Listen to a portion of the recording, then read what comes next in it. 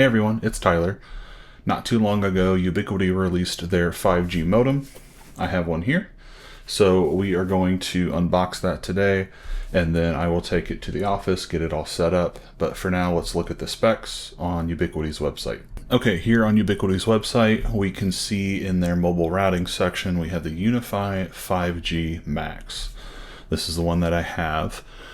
And it says here it's a high performance 5G up to 3.4 gigabits per second modem for any UniFi deployment.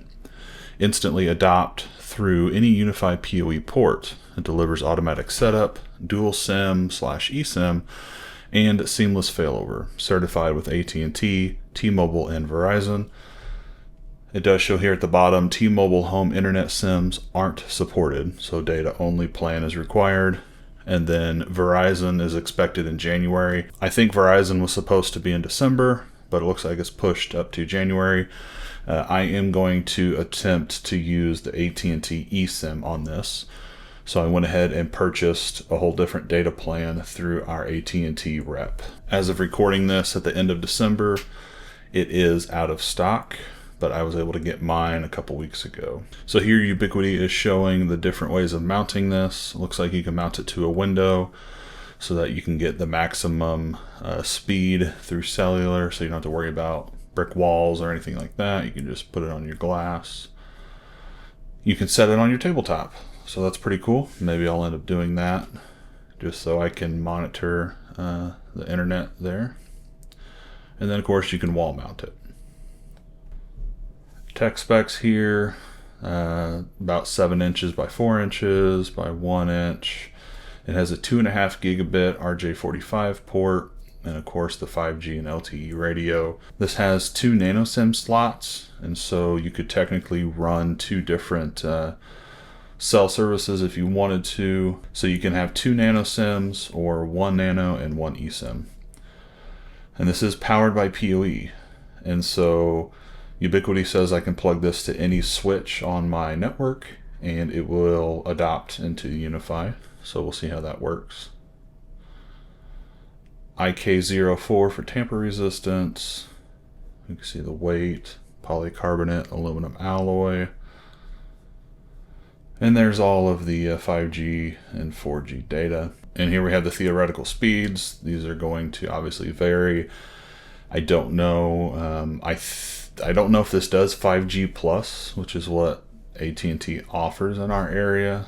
We'll just have to see once we get it adopted on the network. Max power consumption, 14.5 watts. It is PoE. They do have setup tutorials for the different carriers. Okay, let's get this unboxed. Oh, it looks like it's on the bottom.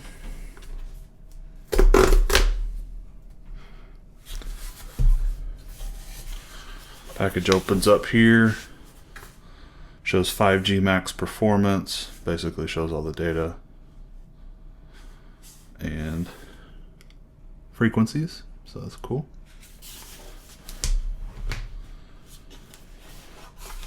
Here's the device itself, QR code for the installation guide. So it looks like the SIM ejection tool is there. And it's showing you how to put in the SIMs. Here is the tabletop stand. Looks like Ethernet could go through here, come up and plug into the unit, and the unit will sit right there on the desk. Mounting template. There we go. So looks like 3 sticky pads. This is probably to mount it to the window.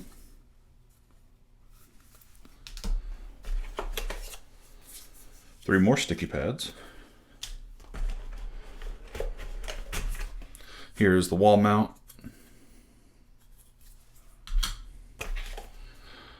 Little booklet.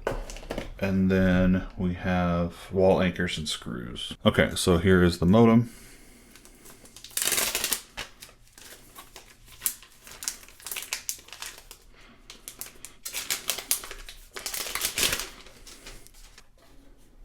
On the bottom here, we have the 2 nano SIM slots, our 2.5 gig PoE in port, our reset button, And then these two notches are for the desk mount.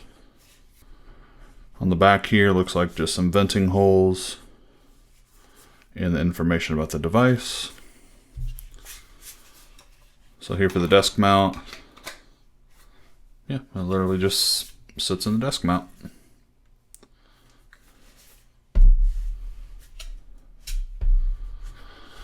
Okay, well, let's take this to the office and get it set up. So I'm here at the office now, and I have the 5G modem hooked up to the switch and set on top of my UDM Pro. And so let's get that adopted now. We can see here, new device detected, U5G Max. So here it's showing the SIM slots are empty, but it does have the eSIM, device version, uptime, where it's plugged into on the port. We can see system statistics. There's some settings here. We can name it, activate SIM, add a SIM, all the fun stuff. So we are going to click activate eSIM.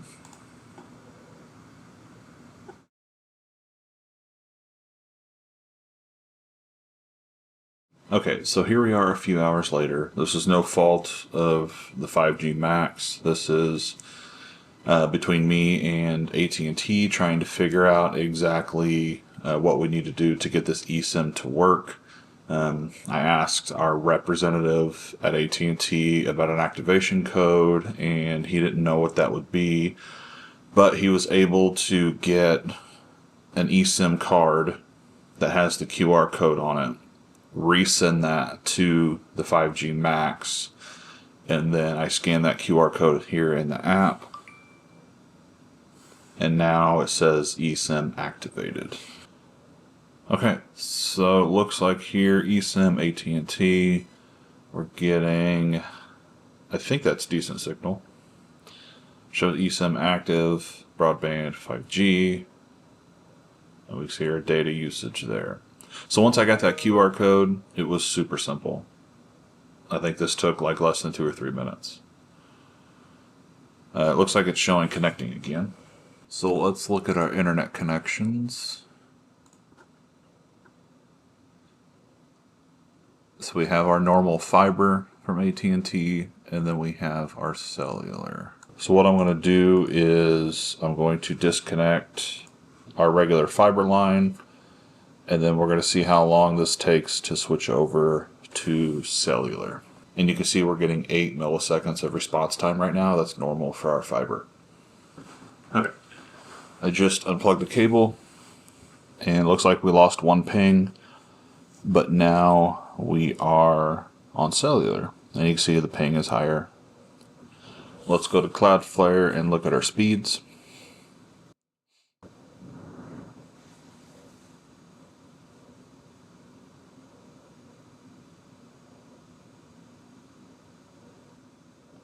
So there we go, 62.5 down, 18 up. It's not amazing. I don't think this is a Ubiquiti thing. This is going to be an AT&T thing. I'm downtown, and so maybe it could be throttled right now. I don't know. Realistically, through 5G, AT&T says you can get exactly these speeds. This is what they advertise on their website. So I can't really complain. This is a backup for us. This isn't for our normal day-to-day. So I'm going to plug in the fiber, and we'll see how long that takes to switch back over. Okay, fiber's plugged back in. And now we're back down to 8 milliseconds. So we didn't even lose a ping on that. I think that's pretty good. And there we go. There is a real-world use case for the 5G Max modem from Ubiquiti. So far, it seems great. The failover is very quick. It was fairly easy to install. The eSIM part was the most difficult. As long as you get that QR code that you can scan that has the, I guess, activation code on it, then it was instant once I had that from our AT&T rep. If you're just putting in a nano SIM, I think it should just be instant. So if you have any questions, comments, please leave them below. If you're new here and haven't subscribed, please consider doing that. I thank you for watching this video, and I'll see you on the next one.